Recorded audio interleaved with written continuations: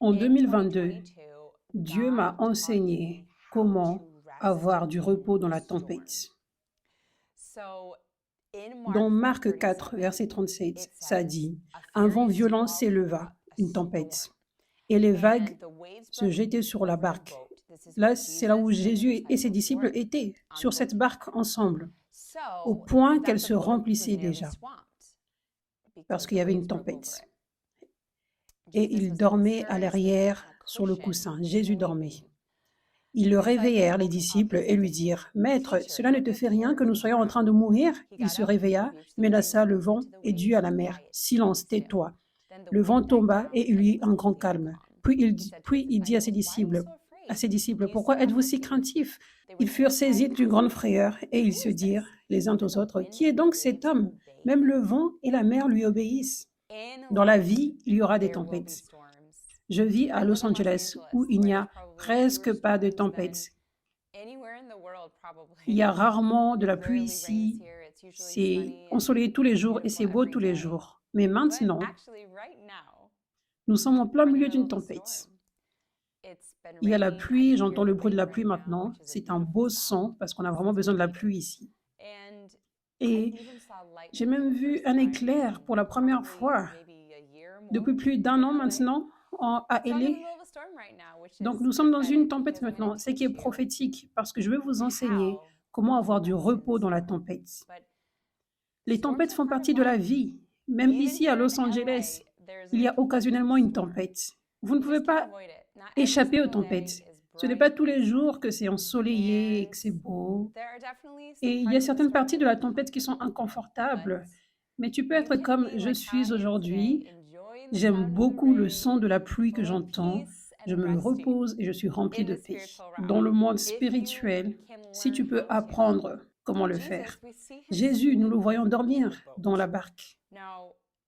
Ça, ce n'est pas un accident, c'est une leçon que Dieu est en train de nous enseigner. Il n'y avait rien à craindre quand cette tempête était là, tellement que Jésus dormait. Ça, c'est ce que ça signifie. Le fait que Jésus dormait, cela nous enseigne aujourd'hui que nous pouvons aussi dormir au milieu des tempêtes de la vie. Nous pouvons nous reposer complètement parce que il n'y a absolument rien à craindre. Rien. Il n'y a aucun besoin de s'inquiéter. Et la main de Dieu est sur toi dans cette tempête, en train de te protéger et en train de faire en sorte que tu sortes de cette tempête protégé, en sécurité. C'est la volonté de Dieu pour toi que tu aies une longue vie et prospère. C'est la volonté de Dieu pour toi que tu ailles de gloire en gloire. C'est sa volonté qu'il t'élève pour sa gloire à lui. Donc, la simple vérité est que nous n'avons réellement rien à craindre. Que ces tempêtes vont arriver, même dans ces tempêtes, il n'y a toujours rien à craindre. Tu ne vas pas mourir, tu ne vas pas tomber. Tu vas le faire, tu vas sortir de cette tempête en vie avec beaucoup de prospérité. Ça, c'est la volonté de Dieu pour toi, que tu aies une longue vie en abondance, que tu brilles de plus en plus pour sa gloire. Donc, cette année dernière, en 2022, j'ai eu à affronter la plus grande tempête de ma vie. Les tempêtes peuvent venir de différentes façons dans le monde spirituel, mais cette tempête, pour moi, c'était une tempête de persécution. Parce que Dieu m'avait élevé au niveau du public. Ça faisait moins d'un an quand cette tempête est arrivée que Dieu m'avait élevé devant le public. Mais cela était venu avec beaucoup d'attaques contre moi et mon ministère, des fausses accusations, les gens qui faisaient des vidéos contre moi en déclarant des choses méchantes à propos de moi, et même en déclarant des paroles blessantes et des fausses accusations, comme ce qui s'était produit avec Jésus, quand les pharisiens l'accusaient de chasser les démons avec la puissance de Satan. Ce n'était pas une petite tempête, mais une grande tempête dans ma vie. Et je n'avais jamais eu à affronter cela avant. Et je peux comprendre les disciples qui n'avaient eux aussi jamais été dans une telle tempête. et menaçante. Cette menace du diable de peur, je pouvais la voir devant moi. Mais la vérité est que le diable est le père des mensonges et l'une des plus grandes façons qu'il utilise pour venir avec des mensonges, c'est de faire paraître qu'il est réellement effrayant. Il veut que tu sois réellement effrayé, il veut que tu penses qu'il est réellement plus puissant que toi et que ses plans vont réussir contre toi au lieu des plans de Dieu. Il veut te faire croire que ses serviteurs qu'il utilise vont gagner contre toi. Il essaye d'apparaître grand et effrayant. Mais tout ça, c'est du spectacle. Tout ça, c'est un mensonge. C'est juste comme entre David et Goliath, où Goliath paraissait tellement terrifiant. Ça dit dans la Bible que les Israélites s'enfuyaient, remplis de peur, quand ils voyaient Goliath. Mais la vérité est que quand Dieu est avec quelqu'un, cette personne va facilement être en mesure d'affronter Goliath. Peu importe la taille physique qu'il avait, à quel point il était grand. David connaissait cette vérité. David avait la foi. Il avait cette vérité, cette foi au Seigneur. Ses yeux spirituels étaient ouverts pour voir. Dieu est avec moi. De qui aurais-je peur? Et j'aurai la victoire au travers de Dieu. Et donc, il était juste courageux, il était calme et il a marché pour affronter Goliath. C'était tellement beau de voir cette foi qu'il avait et la paix qu'il avait. Dans 1 Samuel 17, 34, David dit à Saul, quand Saul avait des doutes par rapport à lui, « Ton serviteur gardait les brebis de son père. Quand un lion ou un ours venait pour en enlever une du troupeau, je courais après lui, je le frappais et j'arrachais la brebis de sa gueule. S'il m'attaquait, je l'attrapais par la gorge et je le frappais et je le tuais. C'est ainsi que ton serviteur a frappé le lion et l'ours. Et ce sera aussi le sort du Philistin, de cet incirconcis, car il a insulté l'armée du Dieu vivant. L'Éternel m'a délivré de la griffe du lion et de la patte de l'ours, et il me délivrera aussi de ce Philistin. » Donc David avait tellement d'assurance que Dieu est de son côté, que Dieu est avec lui. Et il a juste marché dans ce repos, dans cette paix. Et ça, c'est ce que Dieu nous appelle à faire. Quand il y a des Goliaths qui arrivent dans notre vie, quand une grande tempête arrive, Dieu veut qu'on soit comme David. Dieu veut qu'on soit comme Jésus en train de dormir dans la barque. Comme je le disais, avec la persécution que j'ai eu à affronter, c'était une attaque que je n'avais jamais eue avant. Et le diable essayait d'être comme Goliath. Il essayait de paraître effrayant. Il essayait de faire en sorte que je perde mon calme, que je tremble avec peur, que j'abandonne. Mais je suis tellement reconnaissante de dire que le diable a été un perdant. Et Dieu m'a renforcé, il m'a aidé à passer par cette tempête. Et pour la plupart du temps, j'ai gardé ma paix. J'ai fait cela en gardant mes yeux sur Jésus, en focalisant mes yeux sur les yeux de Jésus. À chaque moment où le diable essayait de m'attraper avec de la distraction, avec toutes ces voix de ces accusateurs. La Bible dit, ceux qui gardent leurs yeux, leurs pensées sur Jésus vont rester dans une paix parfaite. Donc, je renouvelais mes pensées avec cette parole de Dieu et je faisais de mon mieux pour ne pas regarder à toute cette négativité, à toutes ces voix du diable qui n'ont aucun sens et de garder simplement mes yeux sur Jésus et de continuer à faire ce qu'il m'appelait à faire. Il m'avait appelé à travailler pour lui, à être une servante et à continuer de travailler pour lui dans les bons moments et dans les mauvais moments, dans les vallées et dans les sommets de la montagne. Il y a toujours un travail qui doit être fait. Il y avait toujours des gens qui avaient besoin d'être sauvés, d'être délivrés, guéris, d'avoir une parole de Dieu qui allait leur encourager. Et donc, cela n'allait jamais stopper. Dieu m'a appelé à faire cela toute ma vie. Donc, je ne peux pas m'arrêter lorsqu'il y a une tempête, Dieu m'appelle à travailler pendant la tempête, à me reposer en lui et de continuer à travailler et de faire ce qu'il me demande de faire.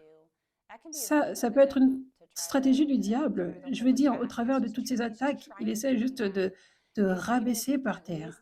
Même s'il peut juste t'empêcher de faire un tout petit peu le travail de Dieu, ça c'est son but.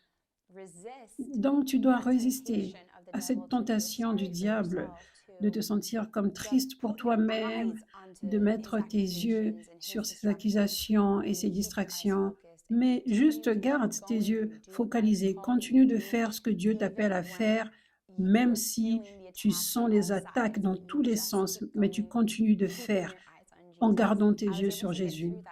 J'étais en mesure de traverser cette tempête en renouvelant mes pensées avec la vérité de la parole de Dieu, avec les histoires de la Bible sur comment tous les serviteurs oints de Dieu étaient réellement attaqués par le diable, parce que le diable était tellement intimidé et effrayé de cette onction sur la vie de ses serviteurs. Je veux dire, Joseph, il était jeté dans un trou pour mourir. Il est ensuite vendu en esclavage. C'était par ses propres frères à cause du fait que le diable était terrifié de la vision, du rêve que Dieu lui avait donné. Le diable était terrifié de la promesse qui allait se réaliser dans la vie de Joseph. David, il avait été oint roi et le diable était effrayé que David réussisse à être dans cette position de roi qui était oint. Donc il a travaillé au travers de Saul pour attaquer David, pour essayer de le tuer, de le poursuivre avec des armées. Jésus était persécuté, il était torturé et il était crucifié parce que le diable était tellement effrayé de Jésus et de l'onction qu'il avait. Les pharisiens étaient jaloux, le diable les utilisait comme ses serviteurs de cette façon. Et la vérité est que, avec toutes ces choses, Dieu avait autorisé toutes ces attaques du diable dans toutes ces circonstances. Dieu les avait autorisées pour un but. Pour David et pour Joseph, c'était pour qu'ils soient transformés à l'image de Christ, pour qu'ils soient renforcés, pour qu'ils soient plus comme Christ, pour que leur foi grandisse, pour tester leur foi. Et pour Jésus, cette crucifixion devait se réaliser pour qu'il soit ressuscité ensuite, pour qu'il devienne notre sauveur. Dieu me rappelait, il y avait toujours un but dans toutes ces choses. Dieu me rappelait, j'autorise que toutes ces choses se produisent pour une raison. Dieu ne dort pas. Dieu ne manque pas à cette situation. Dieu connaît les tempêtes par lesquelles tu passes. Il veut que cela se produise parce qu'il y a un but derrière cela. Parce qu'il va transformer ton cœur pour que tu sois plus comme lui. Il va te renforcer ta foi.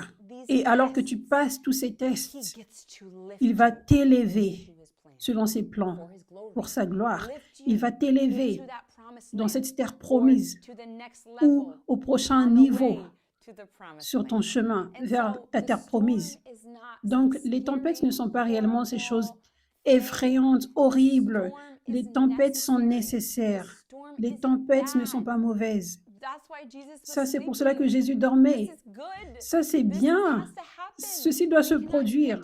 Nous ne pouvons pas arriver à la terre promise sans le trajet, sans le processus, sans le désert. Nous devons passer par le désert. C'est la seule manière. Donc, je me rappelle, j'étais au milieu de cette tempête et c'est difficile de sentir ces choses. Mais je renouvelais mes pensées avec la parole de Dieu et je me focalisais sur la vérité. Et Dieu m'a aidé au travers de cela. Dieu m'a renforcé. J'ai grandi plus proche de Dieu au travers de cela et j'ai trouvé une plus grande force en lui parce que je devais réellement m'appuyer sur lui comme jamais auparavant. Et je suis sortie de cette tempête tellement plus forte, plus comme lui, avec une foi plus grande. Donc maintenant, ici de l'autre côté, je sens littéralement ce sentiment où je me dis, oh, cette tempête est une bonne chose, gloire à Dieu. Je suis reconnaissante pour cette tempête. Je sens ces choses maintenant parce que je vois les résultats maintenant. Je vois littéralement comment j'ai changé. Et je vois que ce sentiment de peur, de terreur, Et toutes ces choses, tout ça, c'était des mensonges du diable. Je vois réellement qu'il n'y avait rien à craindre, rien. Parce que quand tu es abandonné à Dieu, quand tu es son serviteur ou sa servante et que tu es abandonné et que tu marches dans l'obéissance à Dieu, ça, c'est l'endroit le plus relaxant où tu ne puisses être dans ta vie. C'est l'endroit le plus paisible de la vie. Numéro 1, c'est parce que tu fermes les portes au diable. La protection de Dieu est fermement sur toi. Et numéro 2, parce que tu es abandonné à Dieu, parce que tu es son serviteur ou sa servante, tu as tellement de valeur et tu es précieux pour Dieu. Et réellement, il veut t'utiliser pour accomplir ses buts sur terre. Ça, c'est à quel point que tu as de la valeur pour Dieu. Donc, Dieu ne peut pas autoriser que tu sois blessé et Dieu ne va pas autoriser que les mensonges gagnent, que le diable gagne. La volonté de Dieu doit s'accomplir dans ta vie. Le diable ne peut pas stopper les promesses de Dieu qu'il a pour t'utiliser. Dieu va s'assurer que cela se produise. Dieu le veut plus que toute autre personne, plus que toi-même. Donc, plusieurs fois, au milieu de cette tempête, peut-être que c'est la persécution, tu sens cette peur. Peut-être que la promesse ne va pas s'accomplir parce que toutes ces choses se produisent. Mais réellement, ça c'est fou de penser comme ça. Parce que les promesses de Dieu sont oui et amen. Et il va s'assurer que ces promesses se réalisent. Cette tempête fait juste partie du processus. Ce n'est pas une menace. Donc, quand tu es abandonné à Dieu, dans l'obéissance, tu es dans cette position où Dieu est de ton côté. Dieu, ce n'est pas comme si tu faisais juste des choses amusantes et donc Dieu ne peut pas réellement te protéger dans ces choses amusantes que tu fais, dans ces domaines remplis de péchés dans ta vie. Non, quand tu es abandonné et tu vis dans l'obéissance, Dieu est de ton côté. Il ne part jamais. Il est toujours là. Il doit se prouver. Il doit prouver qu'il est avec toi. Il va s'assurer que la vérité apparaisse et que la vérité gagne. Il va le faire. Donc Dieu va autoriser un temps de persécution, un temps de fausses accusations, juste comme il y a eu avec Jésus, avec Joseph, quand cette femme avait menti en disant qu'il essayait de coucher avec elle alors que c'était l'opposé. Et il a été jeté en prison parce que les gens avaient cru, son mari avait cru en ce mensonge. Et probablement plein d'autres personnes avaient cru en ce mensonge. Donc Dieu peut autoriser que ces fausses accusations viennent pour un moment. C'est un temps de test. Ça fait partie du processus. Mais les mensonges ne peuvent jamais gagner. Seule la vérité peut gagner. Donc la vérité ressort toujours. Et c'est plus grand que cela. C'est Dieu qui s'assure que la vérité gagne. Dieu s'assure que les fausses accusations meurent complètement et que les gens se rendent compte que tout ça, c'était des mensonges. Donc nous, en tant qu'humains, quand nous avons des fausses accusations contre nous, ça paraît juste horrible. Ça paraît juste comme « Oh, c'est effrayant. Je dois faire quelque chose. Qu'est-ce que je dois faire pour que les gens sachent la vérité ?» Nous n'avons pas besoin de faire tout cela. Ça, c'est le travail de Dieu. Et sûrement, il va le faire. Nous n'avons pas à nous inquiéter pour ça. Laissez les gens penser ce qu'ils veulent. Ils connaîtront la vérité un jour, dans le temps parfait de Dieu. L'une des plus grandes choses que j'ai gagnées dans tout ceci, c'est le cœur de serviteur de Dieu, de ne pas craindre les gens. Paul a dit, si j'essaye de plaire aux hommes, alors je ne suis pas serviteur de Dieu. Donc, il y a réellement cette définition. Tu ne peux pas craindre les hommes. Tu ne peux pas te préoccuper de ce que les hommes pensent sur toi. Tu ne peux pas être comme « Oh, les gens doivent connaître la vérité sur moi ». Tu ne peux pas être comme cela et être en même temps serviteur de Dieu. Donc, j'avais réalisé cela. dans cette tempête et j'étais testée de cette façon comme jamais auparavant. Et j'avais choisi de ne pas me préoccuper de ce que les gens pensaient et disaient. Et je me préoccupais simplement de ce que Dieu pensait de moi. Et j'essayais juste de plaire à Dieu tous les jours. Donc, ce qui s'était passé au travers de cela, Dieu avait fait grandir ce cœur puissamment en moi, comme jamais auparavant, ce cœur de serviteur qui ne veut simplement plaire à Dieu et pas les gens. Et je suis tellement reconnaissante pour cela. Et je vois le but de pourquoi Dieu avait autorisé toute cette tempête, pour faire grandir ce cœur en moi. Et je le remercie pour ça. Au milieu de la tempête, je croyais réellement et je ne doutais pas que Dieu allait me faire traverser par cette tempête sans difficulté et qu'il allait me défendre et me revendiquer et que la vérité allait apparaître. Je croyais réellement en cela et je ne doutais pas. Mais de l'autre côté, ici aujourd'hui, ma foi dans ce domaine est tellement plus forte. Je sens comme si je devais traverser la même chose à nouveau, je serais dans cette position où je dors dans la barque, comme Jésus. Parce qu'avant, je ne dormais pas réellement. Je n'étais pas en train de m'inquiéter, mais probablement j'étais assise sur ma chaise et j'étais comme, OK, quand est-ce que cette tempête va s'arrêter, s'il te plaît, Seigneur? J'étais un peu plus comme ça. Mais je sens réellement que maintenant, je dormirai. Réellement, ça m'excite parce que je sais que plein d'autres tempêtes arriveront un jour. Ça fait partie du fait que Jésus nous emmène de gloire en gloire. Si nous voulons aller de gloire en gloire, nous devons passer par plus de tests. Nous devons être plus transformés. Donc, je sais qu'il y aura des tempêtes futures. Pas que j'ai hâte d'avoir ces tempêtes, mais je suis excitée parce que je sens que je vais réellement dormir dans la barque, un peu plus au moins, la prochaine fois. Parce que j'ai vu ce que Dieu a fait au travers de cette tempête précédente. Il a été fidèle. Et il n'y a réellement rien à craindre. Que je dois réellement être comme Jésus. Faire une sieste, me relaxer dans la barque de la tempête. Donc, j'aimerais vous encourager, si vous êtes dans une tempête maintenant, peut-être que vous allez affronter une tempête bientôt, dormez dans la barque. Je veux dire, probablement vous allez sentir cette tentation de l'ennemi. Ça viendra comme Goliath, c'est effrayant.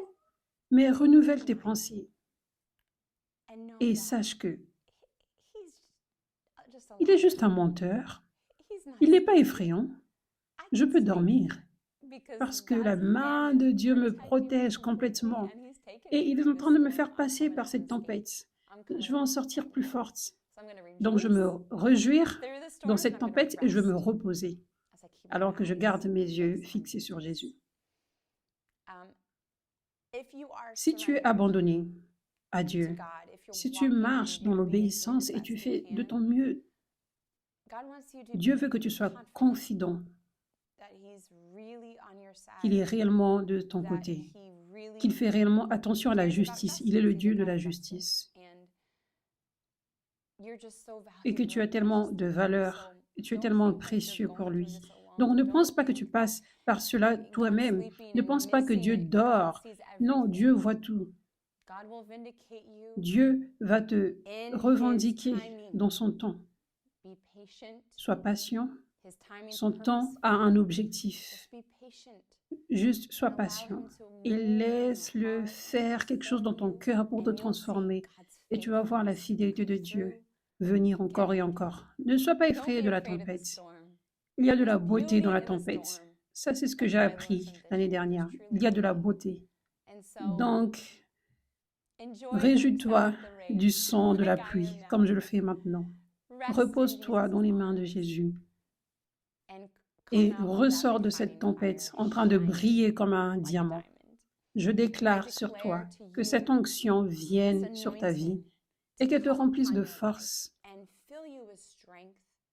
qu'elle te remplisse de cette confidence en Dieu, qu'elle te remplisse de la paix. Vous tous qui traversez des tempêtes maintenant, soyez remplis de la paix. Soyez remplis de la joie, que vos yeux s'ouvrent pour voir la réalité dans le monde spirituel. Je déclare que toute arme forgée contre toi ne peut prospérer. Et je brise toute parole de malédiction déclarée sur toi, toutes ces fausses accusations déclarées sur toi et qui t'ont blessé. Je brise toutes ces paroles de malédiction. Je déclare qu'elles ne peuvent pas rester et je les retire de toi. La façon dont ces paroles sont entrées dans ton cœur pour causer de la douleur. Je déclare la guérison sur ton cœur au nom de Jésus. Amen. Voici un temps de miracle dans mon ministère. Je prie que cela vous bénisse. Viens, viens. Dieu est en train de te libérer maintenant. Merci Jésus. Il y a beaucoup de douleurs que Dieu est en train de retirer. Il y a beaucoup de douleurs dans ton cœur. Dieu te libère de l'amertume, de la rage et de l'offense. Les gens t'ont tellement maltraité et Dieu est en train de te délivrer de toutes ces douleurs qui sont restées en toi.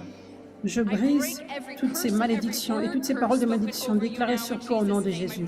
Je brise toute malédiction générationnelle, tout esprit de haine, tout esprit de division, tout esprit de rage, d'amertume, d'offense doit me quitter au nom de Jésus. À 3. 1, 2, 3.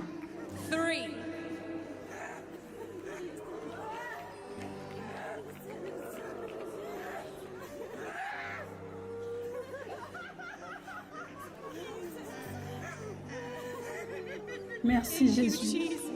Merci Jésus.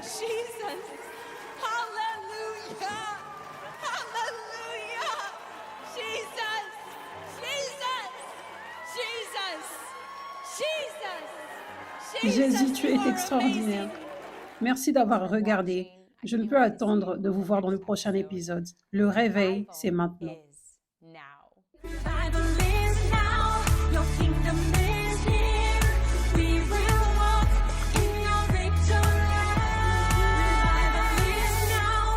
Kingdom is here, let your